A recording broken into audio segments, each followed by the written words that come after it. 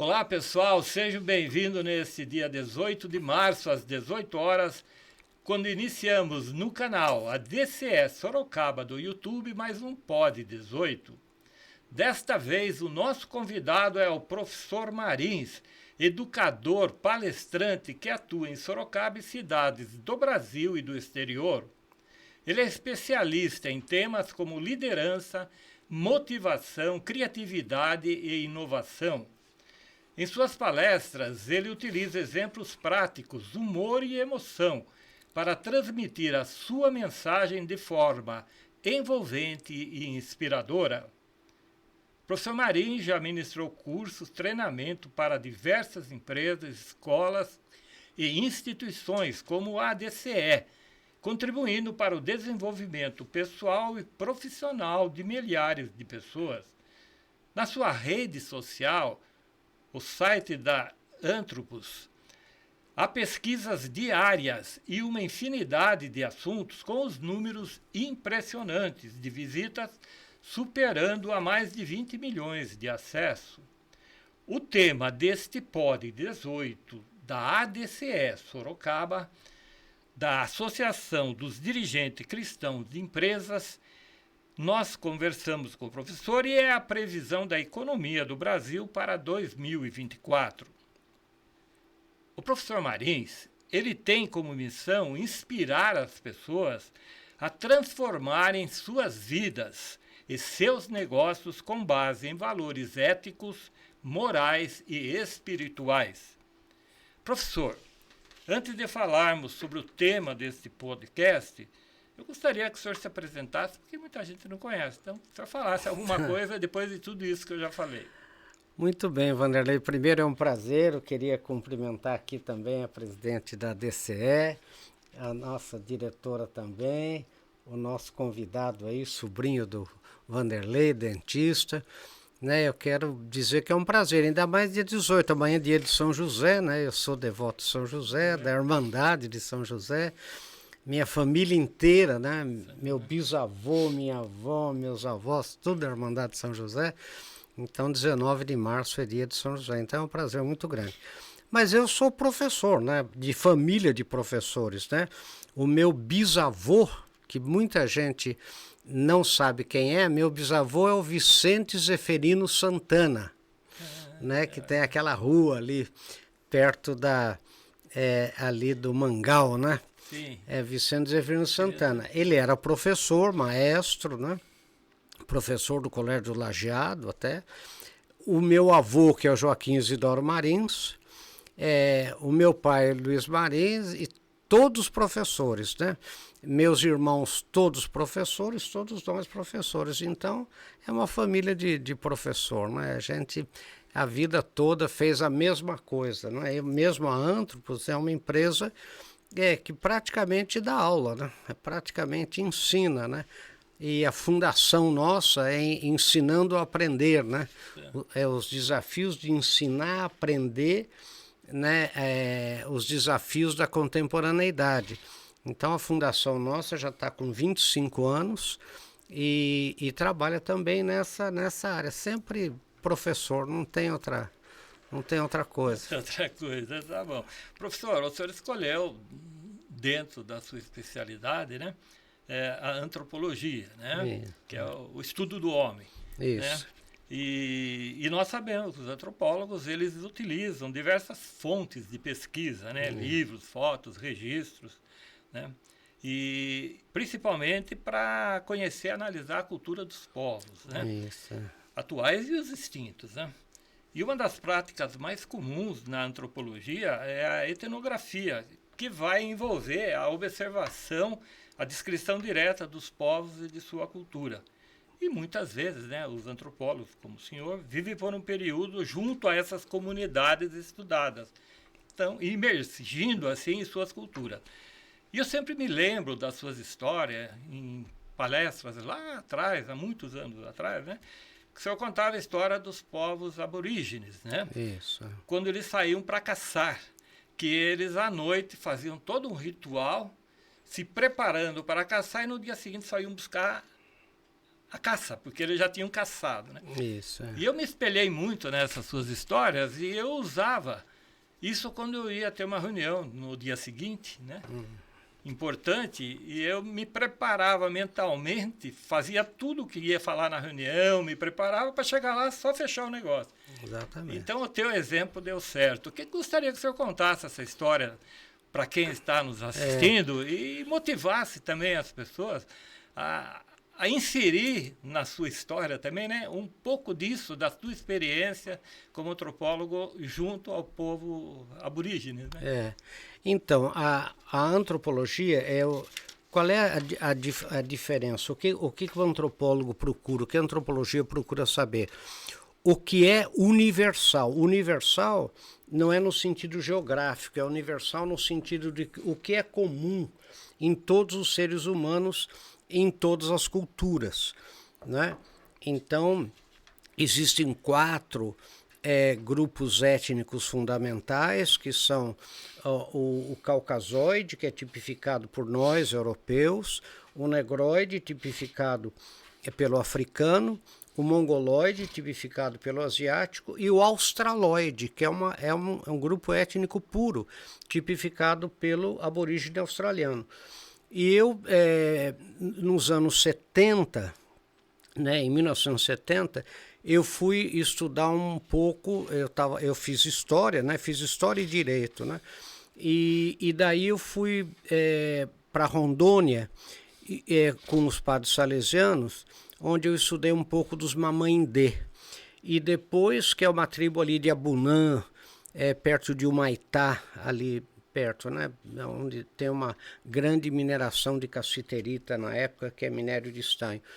E depois eu fui, quando eu terminei a faculdade, eu fui fazer o meu doutoramento na Austrália, em antropologia, e eu tive a chance de estudar os Tiwi, que é o povo primitivo mais primitivo dos primitivos contemporâneos, que habitam a ilha de Bathurst. Depois que termina a Austrália, tem 2 ilhas muito pequenininhas, perto da Indonésia, do Timor-Leste, Bathurst Island e Melville Island. Eu estudei os Tiwi da ilha de Bathurst.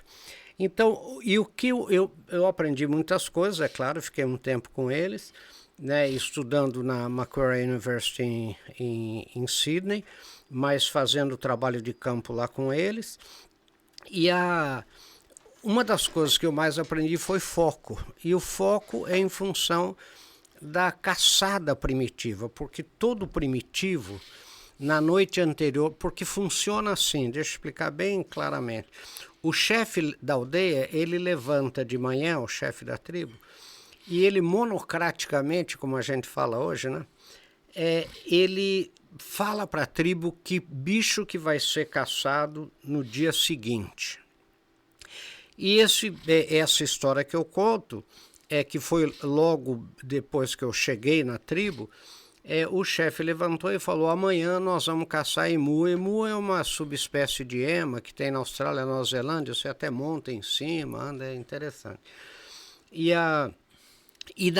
aquele dia todo, quem é do clã, porque aí tem uma coisa complicada, quem é do clã do emu, porque as tribos aborígenes são divididas em clãs e linhagens, etc., começa a preparar a caçada do bicho que o chefe mandou caçar. Então, quem é do clã do emu passa o dia inteiro trabalhando com bumerangues próprios para caçar emu, as flechas próprias, a flecha não, porque eles não descobriram flecha, as lanças próprias, né, as pontas de sílex estão bem presas.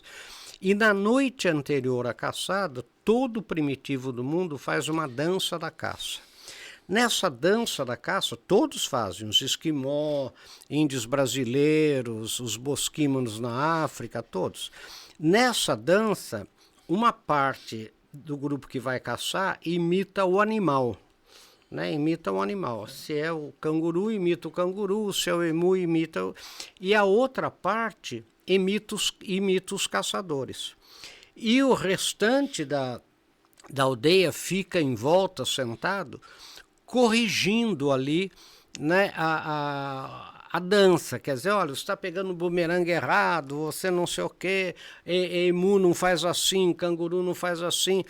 E eles vão dançando. Aquela dança é uma dança forte, é uma dança, né, é uma dança assim muito emocional. Os aborígenes, como são o povo primitivo mais primitivo dos primitivos contemporâneos, eles não descobriram nem uma forma de habitação, nem navegação, nem arco e flecha, nem uma forma de propulsão. Pintam o próprio corpo, não tem arte plumária, vivem nus, né? Então a dança, para eles ficarem assim, só para você entender, os índios americanos descobriram o fumo, então eles fumam, tragam e ficam meio zonzão, meio legal. Os índios brasileiros aquela fermentação de mandioca que deixa eles um pouco, né, meio bebuns também. E o índio, o aborígene, não descobriu nada, então ele bate o pé no chão com muita força, de tal maneira que adormece os pés e parece que você está levitando, porque a força é muito grande.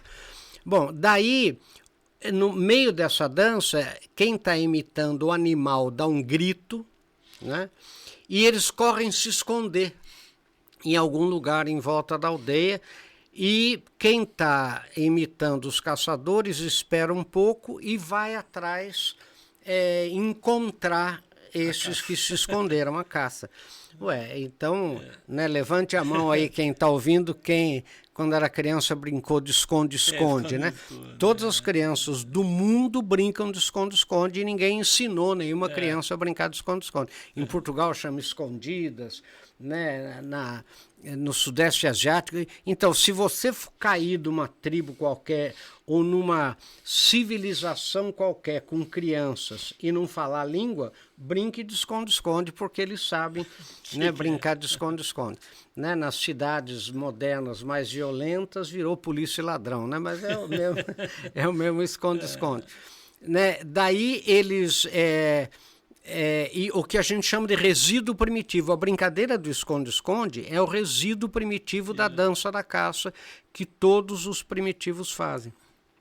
Daí quem está imitando os caçadores encontra quem está imitando a caça, quando encontra, comemora, faz o que a gente chama de pinturas rupestres, né? Desenha o animal que caçou, faz uma divisão ritual já da caça, quer dizer, para tal clã vai uma parte, tal clã vai outra, né? E daí eles vão dormir e no dia seguinte, ao amanhecer, eles acordam para ir apanhar o animal que eles acreditam que já caçaram na dança.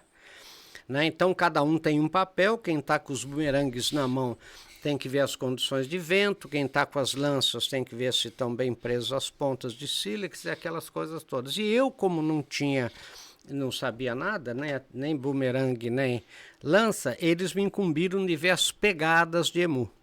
A pegada de emu é muito inconfundível, é um Y assim bem grande, né? E a minha função era muito simples, era ir na frente do grupo de caçadores. Ao encontrar pegadas de emu, eu tinha que chamá-los, eles são exímios traçadores de pegadas. Pela análise da pegada, eles sabem há quanto tempo passou o animal, para que direção foi. Tem até um filme comum, né, na Austrália, chamado de trackers, que são os traçadores, né? O aborígene é usado até hoje, por exemplo, pela polícia, por exemplo, para ir atrás de, né, descobrir coisas. Muito bem. E eu ia na frente do grupo de caçadores. A minha função era, ao encontrar pegadas de emu, eu tinha que chamá-los. E eu ia muito assanhado na frente do grupo e vi um monte de pegada, porque lá era uma parte muito pedregosa e de repente tinha uma parte mais fofa, né, que tinha bastante pegada. Eu falava, tem pegada aqui, eles vinham correndo e falavam, cadê o emu? E a pegada não era de emu, a pegada era de canguru, né? Eu falava, não é emu, mas é canguru, porque canguru é mais gostoso que emu, né? Aquela paletinha do canguru quase não mexe, então eles fazem uma coisa com uma rabada, vamos dizer assim, com rabo de canguru, que é muito gostoso. Eu falava, tem canguru aqui, eles falam, e o emu é muito rígido, né? a carne é muito rija. E eu falava, tem canguru aqui, e eles falam, mas aqui tem canguru, mas nós estamos caçando emu, né? Nós fizemos a dança do emu, o chefe quer que caça emu, nós somos do clã do emu. Outro dia vem caçar canguru, outro dia vem caçar, né, outras coisas, mas hoje nós estamos caçando emu e eles se separavam, né? E eu falava, gente tonta, por que não caça emu, né, já que tem... Por que não caça o canguru? Não caça canguru, né, já que tem canguru aqui. Daí eu andava mais um pouco, vi um monte de pegada e falava, tem pegada aqui, eles iam correndo. Falo, cadê o emu? E não era emu, era o wallaby. O wallaby é um canguruzinho pequenininho, mais gostoso que emu, mais gostoso que canguru. Eu falei, tem o wallaby aqui. Não, mas aqui tá cheio de wallaby, nós estamos caçando emu. E eu sei que, para transformar uma longa história numa história curta, na quarta vez que eu parei a caçada e não era emu, eles com a maior calma do Paleolítico Inferior, porque eles vivem como a gente vive no Paleolítico Inferior. Eles fizeram uma roda bem grande, sentaram no chão, pediram para eu sentar, e para eles, uma pessoa quando erra, não é porque ela é má, é porque ela não sabe. Então eles têm que pedir de novo, repetere em latim é pedir de novo. Então todos eles, um por um, eles repetiam para mim, pegavam a ponta dos bumerangues e da lança e faziam no chão a pegadinha de emu e falavam para mim, nós estamos caçando emu, nós somos a dança do emu, nós somos do clã do emu, o chefe quer que caça emu. Tinha foco. E ali, o segundo, né, era uma roda grande, umas 20 pessoas, começava do zero, fazia a pegadinha no chão, falava, nós estamos caçando emu, o chefe quer que caça emu, né? O terceiro começava do zero, fazia a pegadinha no chão. Aquilo foi me dando um nervoso, né? Porque eu via aquela fila inteira que iam fazer a mesma coisa, e eu caí na asneira de falar em Pitindjajara, que é a língua deles, eu falava, Anhana, eu sabia, né? Quando eu falei eu sabia, deu um nó na cabeça deles, né? Quer dizer, ele sabia e para a caçada toda vez que não é emu. Ou ele é contra nós, ou é muito burro, sei lá o que é. O que eu aprendi? Um deles até falou assim, e se a gente for atrás do seu canguru e encontrar pegadas de emu? Nós voltamos a caçar emu ou canguru? Né? Eu falei, sei lá, decide na hora, né? Ele falou assim, anoitece, né? Quer dizer, ou seja, o que eu aprendi? Foi a coisa que eu mais aprendi com os aborígenes, é foco, né? Foco. Quer dizer, por que há 12 mil anos o primitivo sai caçar e volta com a caça? Porque ele tem foco, ele sabe o que ele está caçando e ele faz a dança. O que é a dança da caça, Vanderlei? A dança da caça é o treinamento, é o planejamento. Né? Então, e eles estão com o bumerangue próprio, com a lança própria, bem treinados, né, para caçar. Então pode passar o bicho que for, eles estão ali para caçar emu, vão caçar emu, né? Eu penso, como é que é na empresa da gente? A gente marca a reunião para caçar emu, primeiro o canguru que passa, vai todo mundo atrás, né? Depois passa um wallaby, vai todo mundo atrás do wallaby, e a conclusão é marcar a próxima, né? Porque ninguém decidiu nada. Então, essa coisa do foco é muito importante. Tanto é que tem um livro, um professor americano, Krzyzuk, que é um professor de Harvard, que é o dono da Bain & Company, ele escreveu um livro, Beyond the Focus, né?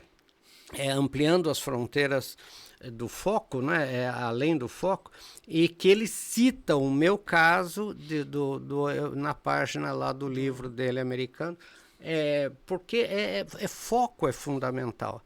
Né? Então, o que mata uma empresa, o que mata um profissional, não é falta de missão, de visão, que é tudo igual. Você pode ver, missão de empresa é tudo igual, dar retorno para o acionista, produto de qualidade, né? Serviço de qualidade, respeitar o meio ambiente. Eu nunca vi uma missão de emprego que seja dar prejuízo para o acionista, fazer produto ruim, maltratar o funcionário, maltratar o cliente. Quer dizer, o duro é um puxa para cá, outro puxa para lá, um puxa, né? E a gente falta foco, né? Vamos abrir uma filial do Nordeste, não, vamos para a Argentina, vamos para o Mercosul, vamos fazer tal produto, e aí perde o foco, perde a empresa. Então essa história do emu, que ela realmente é muito conhecida, né, é por causa do aprendizado do foco, né? Foco é fundamental. Dando um salto assim para o foco, eu acho fantástica essa história e e está na minha memória até hoje, e eu uso muito isso. Mas dentro do tema, dando um salto assim, depois a gente volta a outras questões. A previsão da economia, né, em 2024 para o Brasil é de um crescimento moderado pelas pesquisas que eu fiz. Mas ainda há muitas incertezas políticas e sociais que as pessoas ficam, os empresários de uma forma, ficam em dúvida, né? E segundo o relatório do Banco Mundial para esse ano, o país, o Brasil, ele deve ter uma expansão de 2,5% do produto interno bruto, né, o PIB neste ano. E isso causado, inclusive, essa contração que teve menos do que eles estavam esperando por causa da crise energética e pela pandemia do Covid-19 que atrapalhou aqueles 2 anos lá do país. Há, sim, uma afirmação muito consensual entre os especialistas que o desempenho econômico brasileiro ele depende muito da capacidade do governo de implementar reformas estruturais, né? Como a tributária, a administrativa, que possam melhorar o ambiente de negócio e de aumentar a produtividade. Como é que o senhor vê essa posição de um país que tem recursos naturais fantásticos, né? Tem Amazônia, tem água, tem... como é que o senhor vê, o que falta para o Brasil dar uma deslanchada para ele partir para uma sustentação maior, professor? Pois é, eu trabalho com muita empresa, né? Empresa de todos os portes, né? De todos os tamanhos. E eu vejo todo empresário hoje como os fundamentos da economia, o déficit está muito grande, né? Há um gasto muito grande, as estatais todas com prejuízo de novo, tudo isso. Há uma insegurança muito grande, além de uma insegurança jurídica muito grande. Quer dizer, está todo mundo com o pé atrás, está todo mundo muito... Pode ver que os investimentos estão diminuindo, os foreign direct investments, né, estrangeiros, quer dizer, está todo mundo com o pé atrás. Agora, o Brasil tem, vamos dizer assim, por isso que sempre foi o país do futuro, né? Quer dizer, o Brasil tem fundamentos macroeconômicos assim de infraestrutura muito bom, né? O que está sustentando o Brasil hoje é o agronegócio, né? Sim. Por quê? É bom as pessoas entenderem isso, né? A população mundial vai passar de 7 ou 8 hoje, né? A 9, quase 10 bilhões de habitantes nos próximos 40 anos. Essa população vai ser mais urbana, né? Porque esse êxodo rural está acontecendo no Sudeste Asiático, no Oriente Médio, né? Na África. Né? E populações urbanas consomem mais carnes que populações rurais. Isso é um dado empírico. Então, para alimentar essa população nos próximos 40 anos, o mundo inteiro vai ter que produzir 50% a mais de grãos do que produz hoje. Grãos é soja, trigo, sorgo, milho, etc. E vai ter que dobrar a produção de carnes em geral. Isso é muito difícil de acontecer, segundo a FAO, segundo a Organização das Nações Unidas para Alimentação e Agricultura, porque a produtividade por hectare está chegando no seu limite, né? Soja, a gente plantava soja, você tirava 35 sacas por hectare, foi para 64, a campeã brasileira foi Ponta Grossa, 145 sacas por hectare numa fazenda, mas o que é uma estupidez, ninguém consegue tirar. A média brasileira é 62, 63 sacas por hectare. Então, para aumentar os 50% de produção de grãos, vai precisar de mais terra. Né? 40% ainda pode ser aumento de ciência e tecnologia, vamos chamar assim, de produtividade na terra já plantada, mas 60% é mais terra. E no mundo onde tem terra não tem água. O maior problema do mundo hoje é a água. O maior problema da China é a água. O maior problema da Índia é a água. O maior problema do México é a água, né?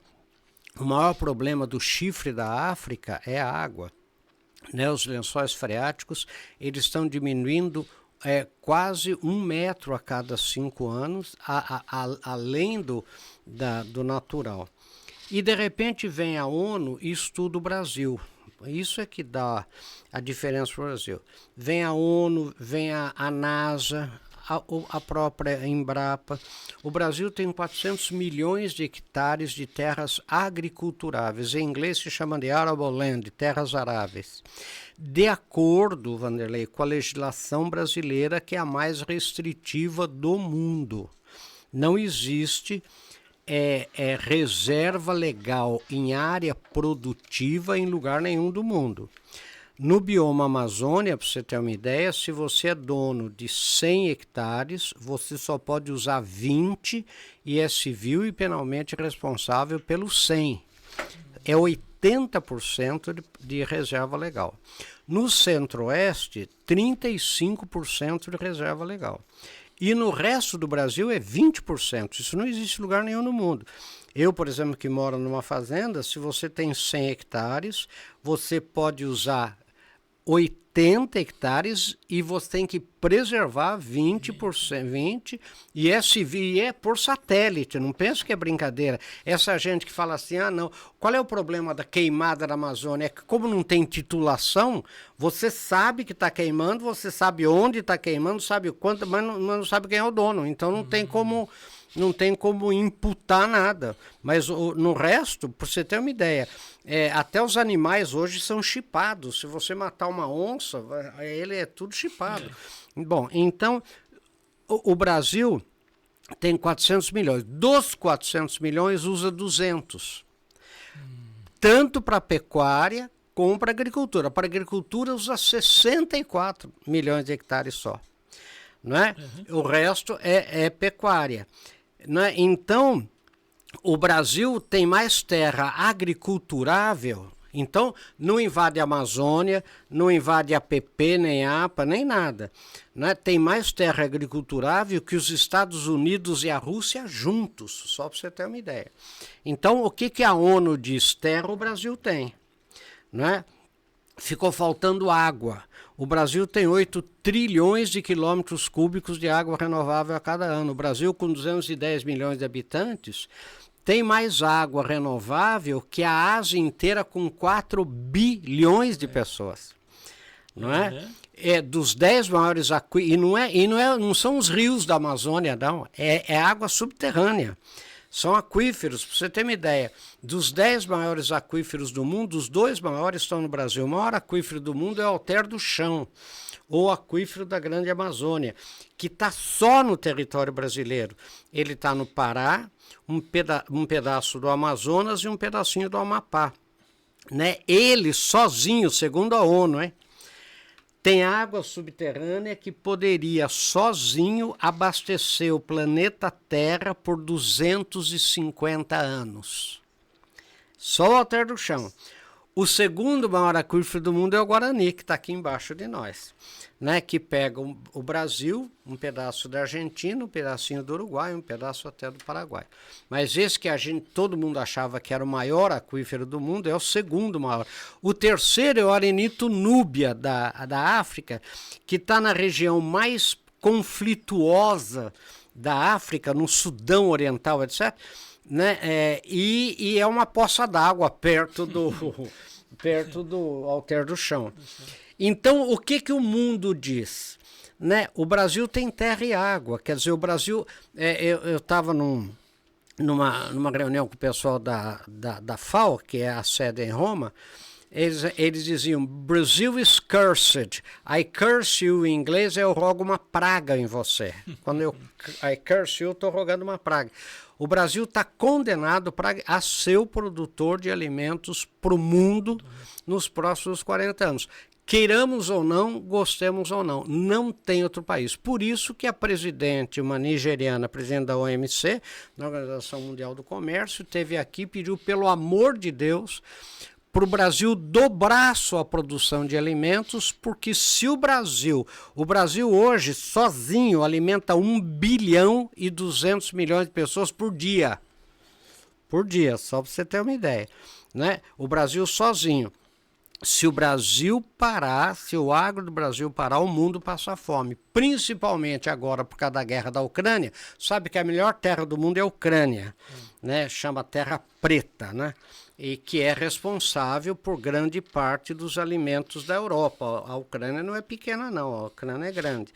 Principalmente trigo, aquelas coisas. Bom, com essa guerra da Ucrânia, os Estados Unidos, o Ministério da Agricultura, a gente chama USDA, United States Department of Agriculture, fez um estudo mundial até 2026, 27, por causa da guerra da Ucrânia, com toda a tecnologia, quem pode aumentar a sua produção no mundo.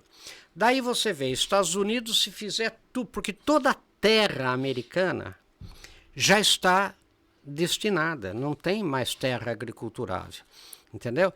Então, usando todo o máximo da tecnologia, pode aumentar 10%. O Canadá, 9%. A União Europeia, parece que 8%, uma coisa assim. A Austrália, 10%. E o Brasil, 41%. Ou seja, o único país que realmente pode enfrentar o problema da fome no mundo é o Brasil. Então, por isso que sustenta o Brasil. Este ano nós tivemos um problema de seca por causa do El Niño lá no centro-oeste, então soja caiu um pouco a produção, mas ainda e o Brasil é o primeiro em tudo, né? Em carne de frango, segundo em carne bovina, por exemplo, suco de laranja, de cada 10 copos de suco de laranja que o europeu toma, 9 são do Brasil. Só para você ter uma ideia. Então, o Brasil é essa potência.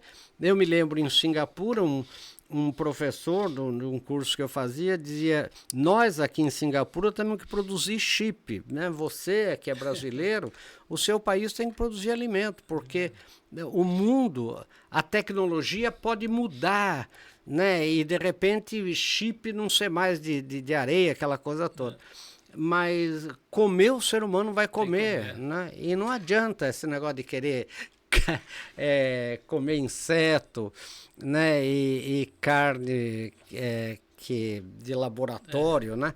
Pode ver que os próprios investidores que investiram nesse negócio já estão pulando fora, porque é claro que o mundo... E populações urbanas consomem mais carne, né? Você vê o Brasil sem um churrasco no fim de semana, no Brasil não vive, né? Não vive. E os minérios, professor? O Brasil então, é rico em minério, é rico em minério. Para você ter uma ideia, era a região do Pará, né, que é Paraupebas, lá da Vale, é o minério, né, de ferro com maior concentração de minério por tonelada do mundo, né? E o aço, o mundo precisa. Precisa, né? não tem jeito. Quer dizer, o Brasil é um país viável. E outra coisa que a gente tem que entender, né? É tudo, essa roupa que eu estou vestindo é agro, né? Quer dizer, tudo é agro, né? Quer dizer, não tem nada que não seja agro, né? Então, para você ter uma ideia, o pneu é agro, né? Tudo é agro, né? Então, o Brasil tem essa característica forte só para você ter uma ideia, né? O papel, por exemplo, um dos maiores índices de desenvolvimento é o consumo de papel per capita. A gente fala, mas agora tem internet. Mas papel é embalagem, gente, né? Você que é de agência de publicidade, olhe num carrinho de supermercado e veja que 80% do que está ali é papel.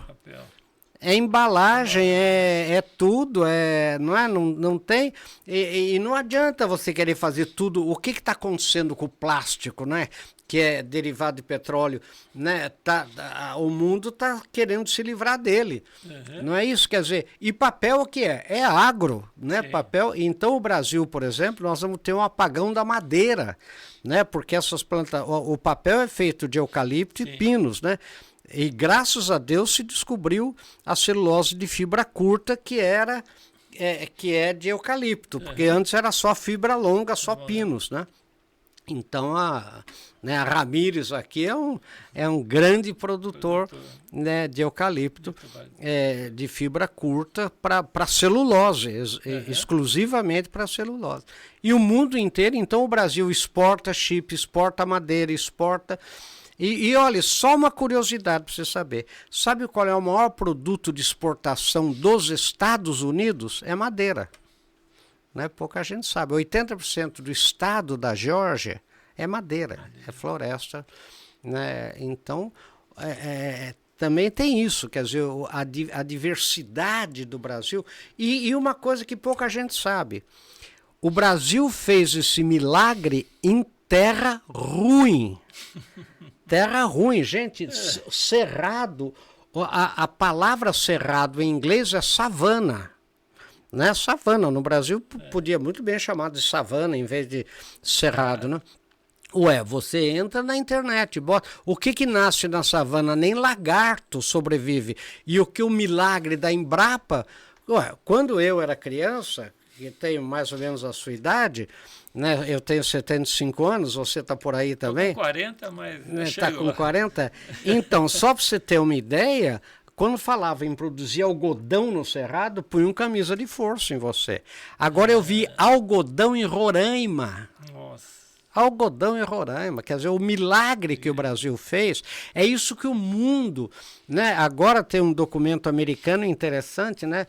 Mostrando pelo FDA, pelo americano mesmo, dizendo o seguinte, que os americanos podem competir, o mundo pode competir com o mundo inteiro, menos com o Brasil no agro. É impossível, porque o Brasil conseguiu produzir em terras absurdamente improdutivas. Tanto é que o Brasil vai, né, ser também responsável pelo desenvolvimento da agricultura na África daqui 30 anos, 20 anos, né, com as pesquisas da Embrapa no Brasil, no Cerrado brasileiro. Quando a gente viaja para o exterior, a gente vê que terras mesmo é o Brasil, né, professor? Porque outros países, é muito pouco, né? É uma agricultura mais local, né? A Europa, por exemplo, são minifúndios, né? E outra coisa, só para você entender qual é, o que está acontecendo agora na Europa, né? Que todo mundo parou, né? Que o agro parou. Porque a União Europeia subsidia a agricultura em 26% do PIB. Ou seja, o sujeito planta, mas ele não vive do que ele plantou, ele vive do subsídio. Né? Os Estados Unidos subsidiam com 12% do PIB. E o Brasil, 1,3%. O subsídio da agricultura não é subsidiado do Brasil. Né? Então, você veja qual é o problema, o drama que pouca gente entende na Europa hoje. Né? A idade média do produtor rural alemão é 76 anos. Nossa. Por que é 76 anos? Porque os filhos, sabendo desse subsídio monstro que é a subsidiada a agricultura na União Europeia, sabe que isso é insustentável no longo prazo e não fica no agro. Entendeu? Os Estados Unidos... A idade média do produtor rural americano é 67 anos. Para você ter uma ideia, nos estados do sul dos Estados Unidos, tinha um grêmio em toda a escola chamado Futuros Fazendeiros da América, FFA, né? Future Farmers of America. Hoje não tem mais, porque a idade média do produtor rural americano é 67 anos. E sabe qual é a idade média do produtor rural brasileiro? 42 anos. É uma criançada e altamente tecnológica. Com muitos cursos hoje de faculdades. E você vê, eu vou dar uma coisa para você. Por que o Brasil não parou? Vamos falar, professor, eu não entendo. Todo mundo diz que tá ruim, mas o aeroporto cheio, por causa do agro. Sorocaba, meu querido, vive do agro. Né? Ninguém entende isso. Por que o Sorocaba vive do agro? J. Case aqui. Não é isso? Sim. A Case New Holland é aqui, a Ihara é aqui, a UPL é aqui, Salto de Pirapora, a JCB é aqui, todas essas... A Toyota é aqui, né? Você só tem Toyota nesse mundo inteiro aí. Então, se você vê... todas, né? Um dos maiores centros de distribuição de peças da General Motors é aqui. Né? Então você vê, essas indústrias de autopeças faz autopeças para quem? Então outra coisa que a gente tem que lembrar, que o agro é mais urbano que rural. O agro gera emprego e renda as fábricas de tratores, implementos, pneus, caminhões, defensivos, caminhões, adubo, são em centros urbanos, gerando emprego e renda nas cidades, ou seja, gera mais emprego e renda na cidade que na zona produtora. A zona produtora hoje é trator tudo com GPS, com pouca gente. Né? Então, por que não parou? Não parou por causa do agro. Sim. Entendeu? O que está sustentando essa coisa urbana no Brasil é o agro. Então, a gente, quem mora nas grandes cidades, né, São Paulo, Sorocaba, Campinas, né, Belo Horizonte, Ribeirão Preto, enfim, né, Porto Alegre, tem que parar de falar mal do agro, porque tem que lembrar que quem está sustentando ainda essa dinâmica brasileira é o agro. Na tua opinião, existe por parte das autoridades brasileiras um apoio ao agro? Não, claro que não. Quer dizer, para você ter uma ideia, a FAO fez um estudo mostrando por que o Brasil fez uma revolução grande no agro. Porque o governo deixou de atrapalhar um pouco. Atrapalhar. Deixou de atrapalhar. Não é ajudar, é Não atrapalhar. É ajudar, deixou de atrapalhar. E agora, este atual governo fala mal do agro, diz que o agro é veneno, que o agro é... essas coisas todas, quer dizer... Então, veja o caso do leite, por exemplo. Abriu a importação de leite, matou a pecuária leiteira brasileira, né? Porque abriu sem impostos todo o leite da Argentina, do Uruguai, né? Então, ou seja, se o Brasil decidisse realmente, também tem muita narrativa aí, quer dizer, tem muito discurso contra e pouca ação efetiva contra também. Né? Tem um pouco de você jogar para a sua torcida, né? Tem isso, né? Então, para você ter uma ideia, agora, por exemplo, tem um grupo de trabalho muito interessante para transformar áreas, pastos degradados em áreas produtivas, que é para atender, né, esse aumento de 41%, porque tem... Professor, caindo assim a tua experiência é muito grande também nisso, vamos falar Sorocaba, que tinha assim N armazéns de bairros, de esquina, né? Isso, e de repente foram consumidos, engolidos pelas grandes redes de supermercado que foram abrindo, competindo e ampliando, e os pequenos varejistas, né? Mercadinhos foram fechando, né? Voltando assim para o pequeno empreendedor, o que seria interessante, né? O senhor tem assim dado muitas dicas, inclusive eu até anotei aqui, para ser um empreendedor de sucesso. O senhor divulga as 10 dicas para ser empreendedor. Tenho até no meu celular, posso abrir. Quais são, professor, essas dicas para um empreendedor de sucesso? Pois no caso que você citou, né, você tem que ter, vamos dizer assim, lojas de bairro, né? Lojas. Você não consegue competir no mundo inteiro com o Walmart, com o Carrefour, né? Em produtos como produtos de limpeza, que são mais comoditizados, por exemplo. Agora, se você vai ter, e isso está aumentando no Brasil, né? Lojas de vizinhança, né? Supermercados de bairro, etc., onde você atende vamos dizer assim, o foco daquele bairro, sabe, o ethos daquela região.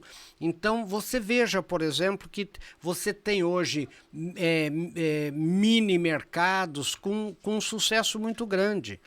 Né? Mini padarias, por exemplo. Você veja em Sorocaba mesmo, a Real abrindo em tudo, pequenos lugares, né? E outras padarias pequenas também com muito sucesso. Então, você vai ter mercados de nicho, mas você não vai conseguir competir com grandes varejistas que têm um poder de compra muito grande junto à indústria. Não é verdade? Quer dizer, muita gente do pequeno varejo vai até no grande varejo comprar para vender no grande varejo. Né? Por quê? Porque é a conveniência da vizinhança. Então, isso no mundo inteiro é assim. Na Europa também é assim. Né? Então, uma das saídas é você se especializar, é você prestar um serviço diferenciado que uma grande rede não pode prestar, não tem como prestar. Né? Você atender aquela vizinhança, você fazer uma entrega diferenciada, você fazer... Né? Isso tudo o pequeno empreendedor vai ter que fazer. Não adianta querer dar murro em pão de faca, querer competir com grandes, né, varejistas, porque o poder de compra deles é muito grande. Professor, subindo mais um degrau na escadinha nossa aqui de bate-papo, na década de 80, em 1985, né, o senhor lançou Socorro Tem um Sócio, né? Isso. E hoje eu tenho a grata satisfação de pegar o 37º livro, né? 36º. Sexto, e o 37º está saindo. O 36º, Éticas, Virtudes e Valores, né? Ampliando as fronteiras da ética na empresa, família e sociedade. O que o senhor tem a falar sobre... Porque tem muito a ver com a DCE, Ética, Virtudes e Valores. A DCE é 100%, né? Ela pratica e defende essa ideia de empresa com valores, né? Por isso que eu trouxe o livro aqui para mostrar aí para eles aí. O que o senhor gostaria ou poderia adiantar sobre esse livro? Eu acho que um dos problemas que a gente tem no Brasil é o que a gente chama de abstracionismo. E é um problema que a gente tem meio no mundo inteiro, mas no Brasil é muito forte. O que é isso? A gente trabalha muito com conceitos abstratos e não consegue trazer para a prática. Assim como a caridade é a praxis do amor, né? Por isso que as virtudes teologais, né? Fé, esperança e caridade, né? E a gente fala fé, esperança e amor. Pelo amor de Deus, o amor concreto é a caridade, né? É a praxis da caridade. Da mesma maneira, é a ética. A ética é a praxis da moral. Moral é um conceito abstrato, né? A ética é a moral na prática. Então, esse livro, Ética, Virtudes e Valores, que o subtítulo dele é até mais importante, Ampliando as Fronteiras da Ética na Empresa, Família e Sociedade, né? Eu digo o seguinte, é ético, por exemplo, né, eu ser um católico, eu ser um cristão, eu sou uma pessoa que me digo religiosa e não pagar os impostos que eu devo pagar, ou não pagar, por exemplo, um salário justo para os meus colaboradores, isso é ético. Quer dizer, é ético, por exemplo, eu ser um pai e não colocar meus filhos na melhor educação que eu puder, porque eu quero viajar para a Europa, porque eu quero ter a minha vida. Quer dizer, é ética na prática, porque eu pergunto né, você vai na empresa e tem lá aqueles quadrinhos de missão, valores, etc. E aquilo na prática? Qual é a prática eu pergunto, o que é ético para um motorista de ambulância? O que é ético para uma recepcionista de um escritório como este aqui? O que é ética? Porque senão fica tudo abstrato. Né? Eu me lembro uma vez que eu ganhei um prêmio, né, quando era secretário aqui, não sei o quê, paladino da infância. Eu falei, eu nunca eduquei criança nenhuma, quer dizer, né, então é tudo assim, a infância, a juventude, a humanidade, e a gente não faz nada por homem nenhum, né, por jovem nenhum, e a mesma coisa é a ética, virtudes, o que é ético, por exemplo, né, na hora de eu cobrar alguma coisa, na hora de eu receber alguma coisa, na hora de eu prestar um serviço, né? Qual é o meu conceito de ética? Por isso que você tem que, né, baixar para a própria realidade, né? Por exemplo, o que é ético? Então eu pergunto, coisas bem simples. Uhum. É ético eu ser seu colega de trabalho, eu ter informações relevantes para o seu desempenho e não passar essa informação para você? Isso é ético, né? É ético, então eu me digo, é ético, por exemplo, né, ela, minha subordinada, me dá uma ideia, eu que sou gerente, eu chego para você, diretor, e falo, tive uma ideia, quer dizer, né, furtar a ideia dela, dizendo que é minha, e olha o que eu já cansei de ver.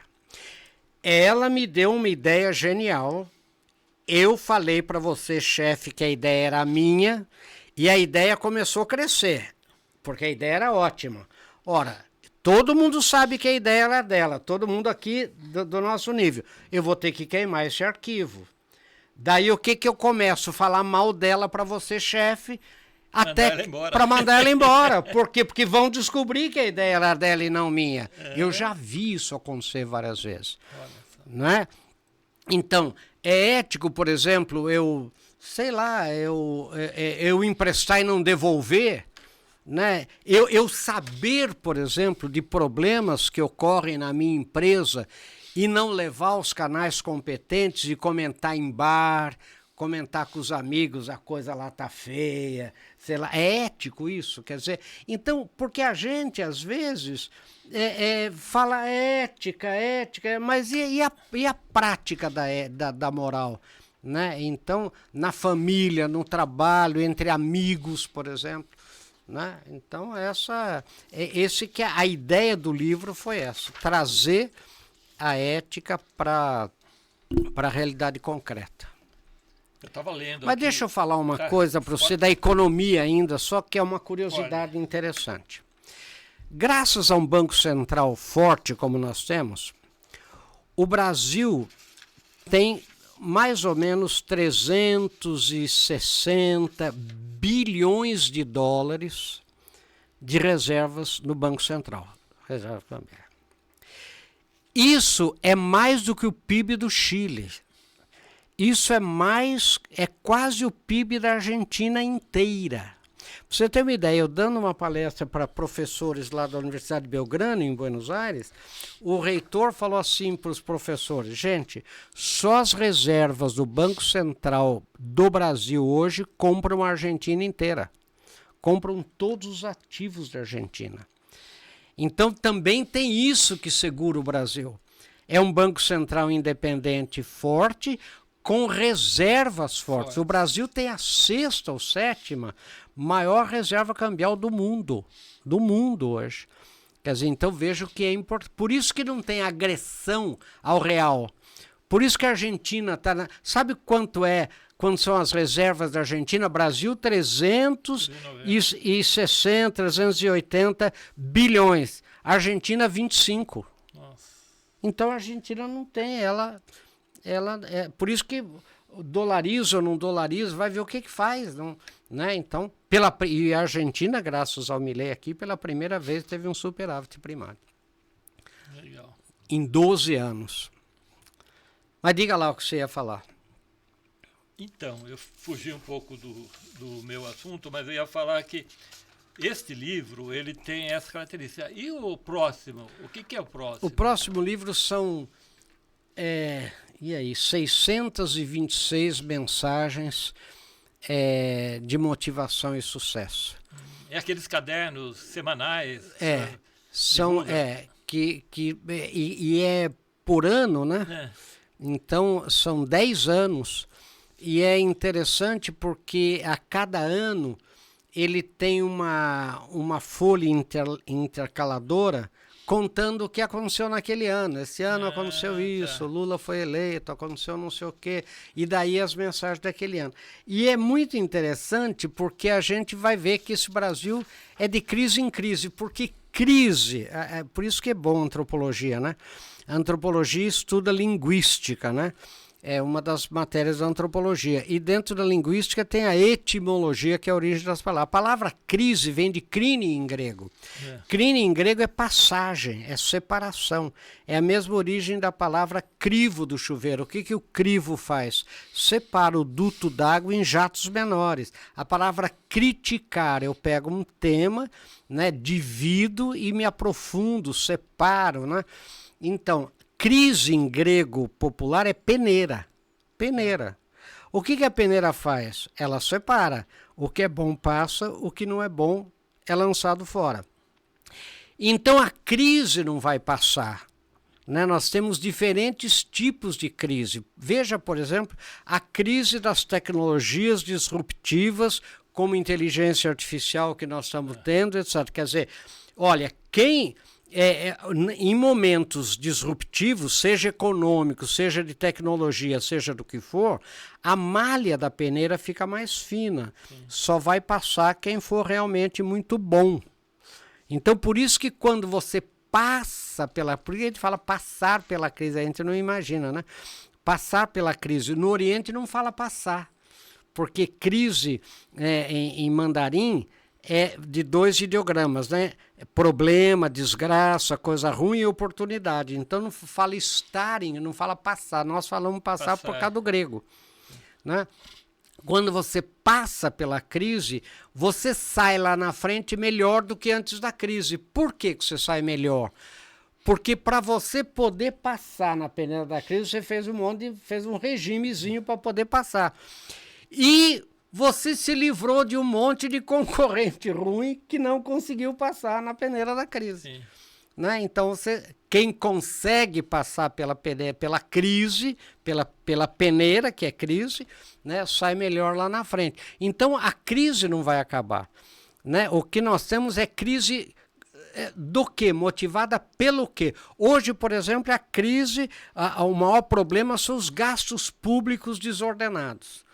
Né? É o maior problema, quer dizer, que nós temos. E isso acaba com os fundamentos da economia. Qual é a outra crise? A insegurança jurídica, né? Que cada dia aparece uma nova norma falando que não é mais assim, aquilo que já foi transitado em julgado não é mais, e isso dá uma insegurança muito grande para o investidor. Porque o investidor...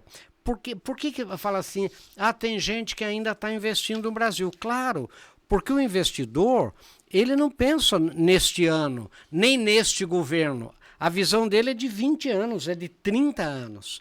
Né? Você veja, uma fábrica de celulose, por exemplo, né? Ela começa a ser feita hoje, ela vai produzir mesmo daqui 10 anos.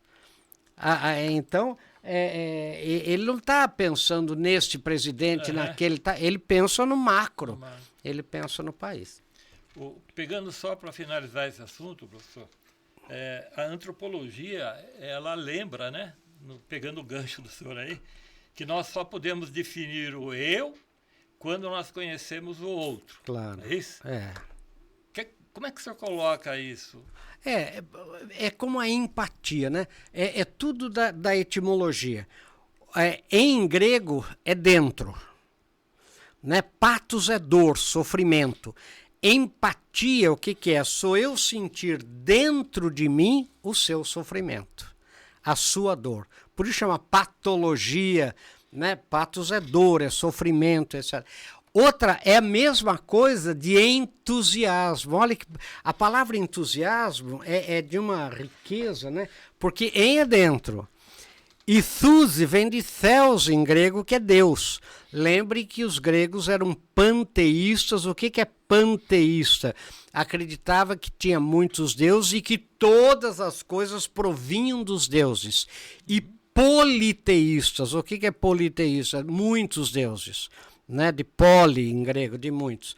Então, entusiasmo significa eu acreditar que eu tenho um Deus dentro de mim.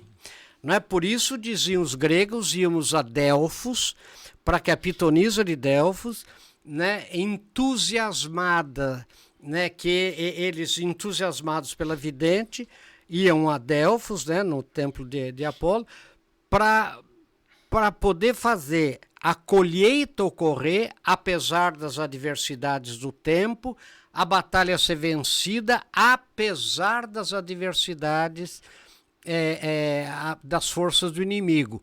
Ora, então a palavra entusiasmo não tem nada a ver com otimismo. O otimista, ele é reativo. Ouvi o discurso do presidente ontem à noite, fiquei otimista.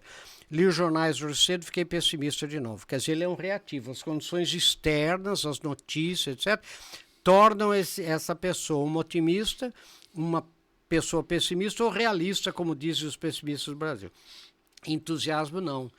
Eu acredito menos no presidente, menos nas notícias, mais a pessoa acredita mais em si próprio, porque ele acredita que tem um Deus dentro dele.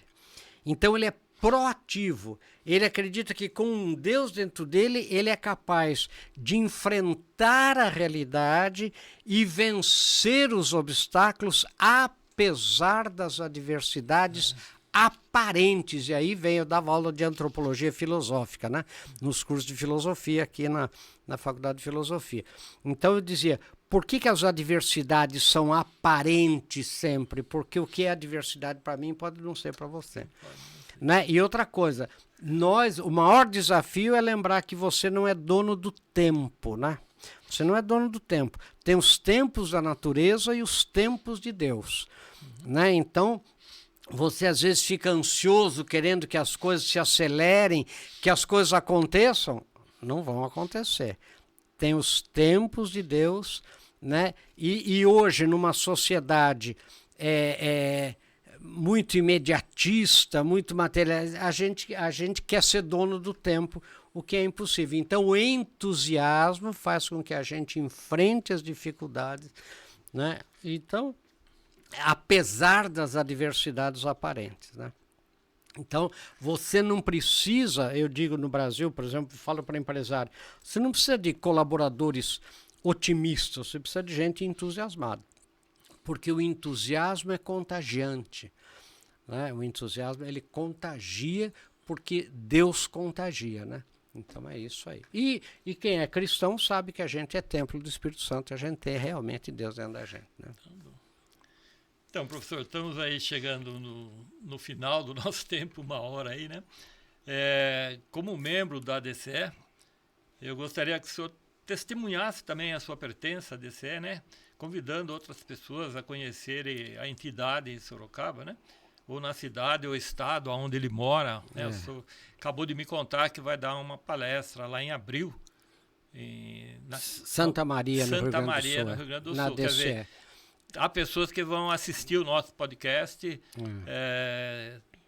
de todo o Brasil, né? E como Belo Horizonte, Rio de Janeiro, São Paulo, Campinas, né? Então, gostaria que o senhor deixasse também uma mensagem antes de nós finalizarmos. É muito importante, gente, participar da DCE, porque o empresário, ele não tem muito com quem conversar em assuntos da moral na prática, principalmente da moral cristã na prática. Então, como é que você contrata pessoas? Como é que você dispensa pessoas? Qual é o limite de você formar pessoas? Porque tem gente que fala, professor, eu não treino mais ninguém. Eu falo, mas por quê? Porque quando fica bom, ou sai ou vem a concorrência e rouba.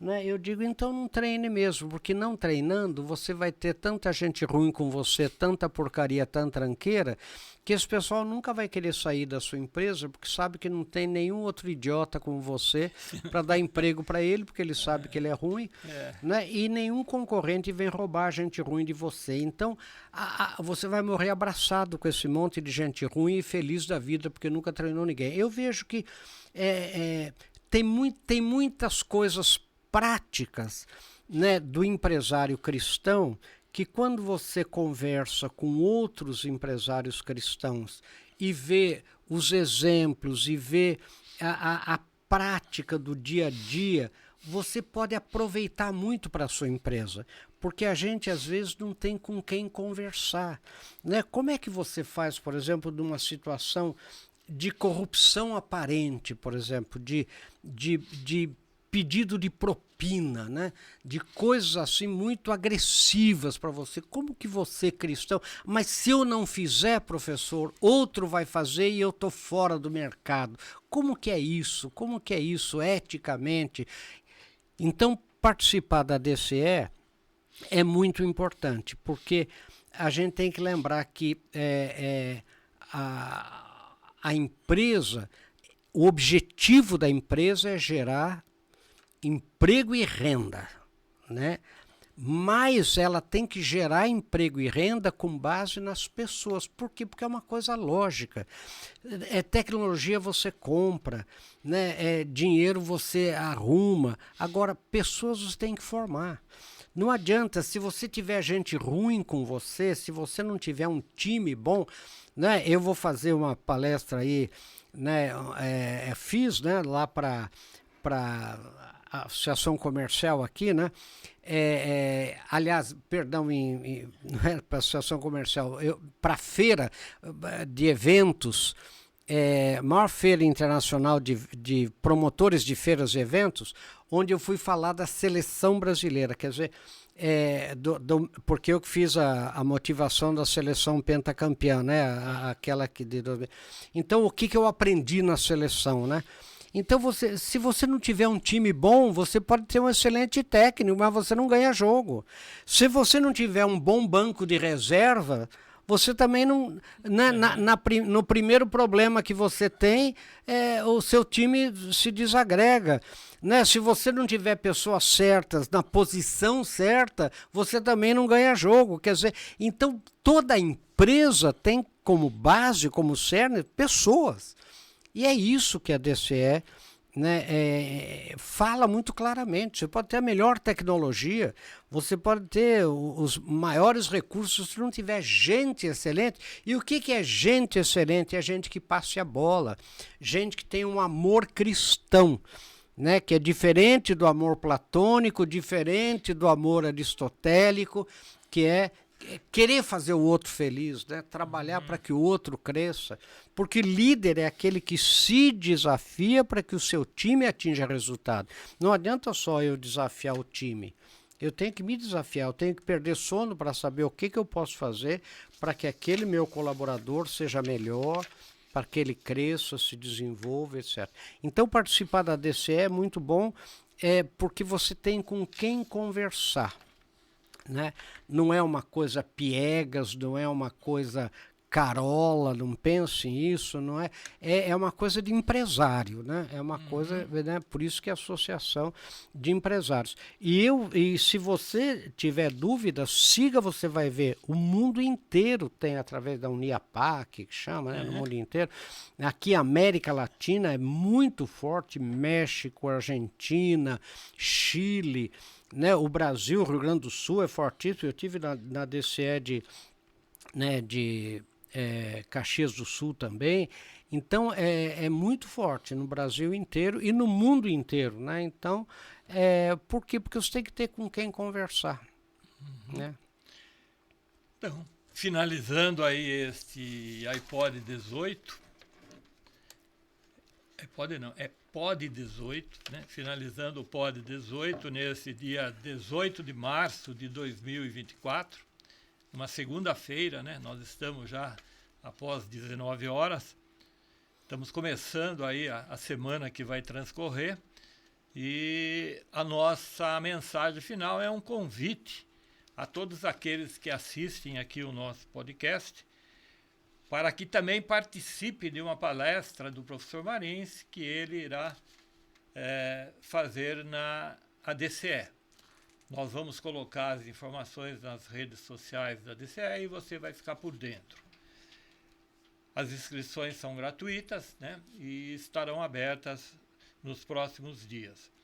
Queremos também agradecer o apoio do Estúdio Corp, através da sua equipe de profissionais, desse local de produção do Pod 18, ao João, ao Renato, né?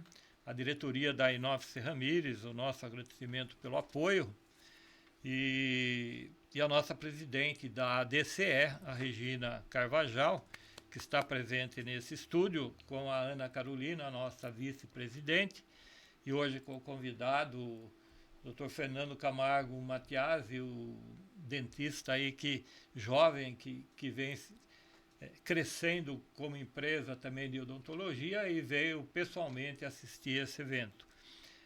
A você que nos prestigiou, agradecemos a sua inscrição no canal da DCE Sorocaba e a compartilhar este vídeo com seus amigos e grupos de compartilhamento no WhatsApp, redes sociais.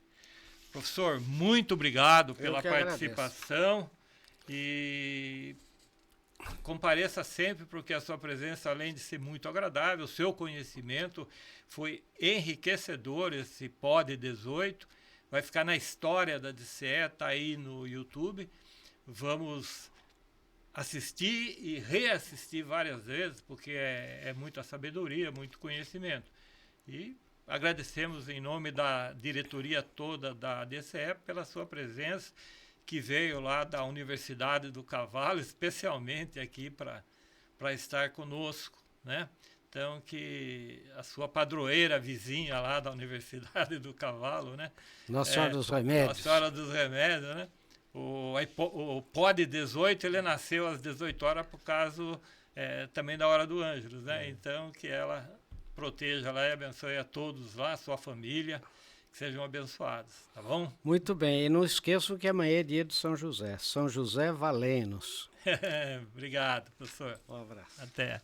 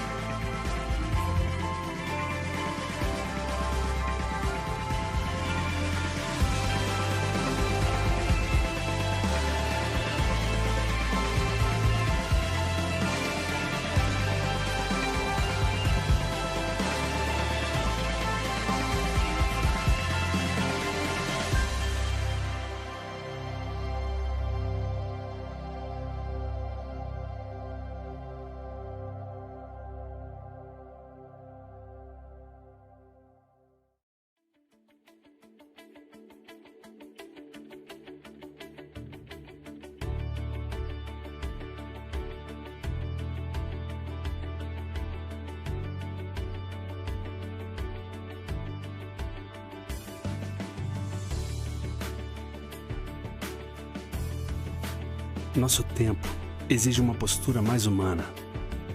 Evoluímos, mas há muito o que fazer.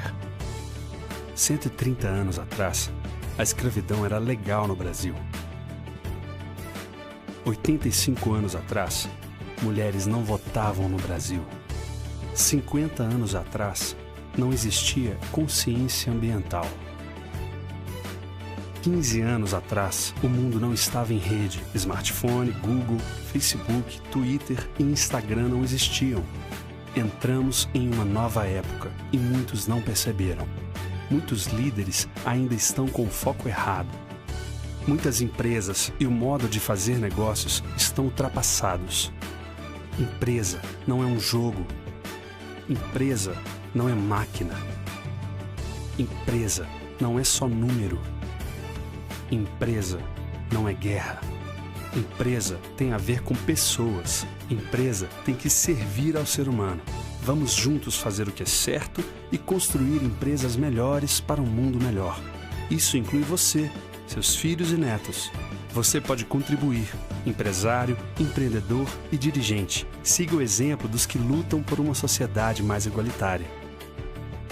Em 1891, a sociedade vivia a Revolução Industrial e experimentava a incerteza entre o capitalismo, que privilegiava a liberdade, mas começava a mostrar desigualdades, e o socialismo, que buscava a igualdade, mas usurpava a liberdade. Nesse contexto, empresários católicos começam a debater mudanças necessárias, respondendo à encíclica Rerum Novarum, do Papa Leão XIII. Em 1931, na Bélgica, é fundada a UNIAPAC, União Internacional das Associações de Dirigentes Cristãos de Empresa. A UNIAPAC foi a primeira entidade no mundo a debater e a promover a responsabilidade social no mundo dos negócios. Hoje, está presente em mais de 35 países no mundo. São mais de 20 mil líderes empresariais extremamente ativos em diversos setores da economia. Em 1961, chega ao Brasil pelas mãos de empresários paulistas como a DCE, Associação de Dirigentes Cristãos de Empresa. Rapidamente, se espalha por vários estados e hoje reúne mais de 3 mil associados no Brasil. O objetivo da DCE é formar líderes comprometidos com o ensinamento social cristão, para que suas decisões sejam baseadas nos valores humanos, essenciais para a geração de riqueza econômica e social, e para a sustentabilidade dos negócios. A DCE realiza atividades por todo o país, congresso, fóruns de debates, palestras, cursos, encontros de reflexão e mantém parceria com diversas entidades, também comprometidas com a transformação da sociedade. Seu grande programa atualmente é o Empresa com Valores, criado em parceria com a CNBB para ajudar os líderes empresariais a conduzir seus negócios com atitudes plenamente humanas. O Empresa com Valores vai chegar a todas as cidades do Brasil, comprovando ser possível manter empresas éticas, competitivas, lucrativas e socialmente responsáveis. Dar certo, fazendo a coisa certa do jeito certo, só é possível com valores bem definidos, conhecidos e praticados. A DCE convida você a conhecer mais sobre a associação e o programa Empresas com Valores. Participe! Mudar é possível. Vale a pena, pois o que está em jogo é a dignidade e a felicidade do ser humano. A mudança que precisamos no mundo começa por você. Comece por onde seja possível, na família, na comunidade, no mundo do trabalho e nos negócios. Empreendedores e líderes empresariais conscientes e firmes em seus valores. Empresas éticas e lucrativas. Sim, é possível fazer o certo e dar certo. A DCE.